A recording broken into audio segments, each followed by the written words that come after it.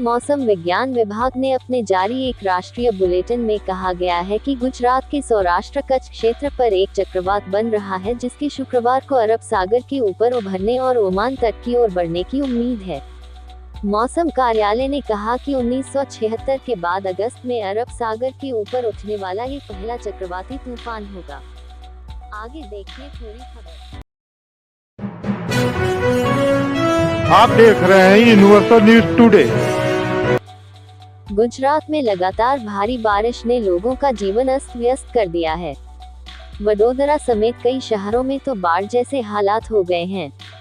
इतना ही नहीं, मगरमच्छ नदियों से बहकर घरों की छतों पर पहुंच गए हैं। वहीं मौसम विभाग के एक और अपडेट ने चिंता बढ़ा दी है। मौसम विभाग ने गुजरात में एक चक्रवात के उठने की संभावना जताई है।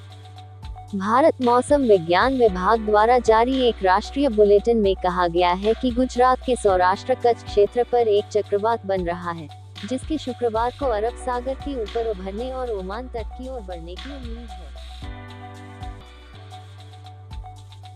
आगे बुलेटिन में कहा है कि सौराष्ट्र और कच्छ पर गहरा दबाव पश्चिम दक्षिण पश्चिम की ओर बढ़ने और कच्छ और आसपास के पाकिस्तान तटों से पूर्वोत्तर अरब सागर के ऊपर उभरने और शुक्रवार को एक चक्रवाती तूफान में तब्दील होने की संभावना है। मौसम कार्यालय ने कहा कि 1976 के बाद अगस्त में अरब सागर के ऊपर उठने वाला ये पहला चक्रवाती तूफान होगा। इसमें कहा गया है कि 1976 में चक्रवात ओडिशा के ऊपर विकसित हुआ, पश्चिम उत्तर पश्चिम की ओर बढ़ा, अरब सागर में उभरा, एक लूपिंग ट्रैक बनाया और ओमान तट के पास उत्तर पश्चिम अरब सागर पर कमजोर हो गया। आईएमडी के मौसम विज्ञानी ने कहा कि अगस्त के महीने में अरब सागर के ऊपर चक्रवाती तूफान का विकसित होना एक दुर्लभ गतिविधि है। 1944 का चक्रवात भी अरब सागर में उभरने के बाद तीव्र हो गया और बाद में समुद्र के मध्य में कमजोर हो गया। 1964 में दक्षिण गुजरात तट के पास एक छोटा चक्रवात विकसित हुआ और तट के पास कमजोर हो गया। इसी तरह पिछले 132 वर्षों के दौरान बंगाल की खाड़ी के ऊपर अगस्त के महीने में कुल 28 ऐसे सिस्टम बने हैं। आईएमडी के एक वैज्ञानिक ने कहा कि मौजूदा तूफान के बारे में असामान्य बात यह है कि पिछले कुछ दिनों से इसकी तीव्रता समान बनी हुई है।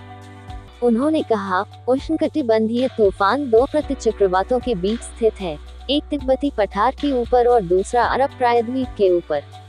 सौराष्ट्र और कच्छ पर बने गहरे दबाव के कारण इस क्षेत्र में भारी वर्षा हुई है।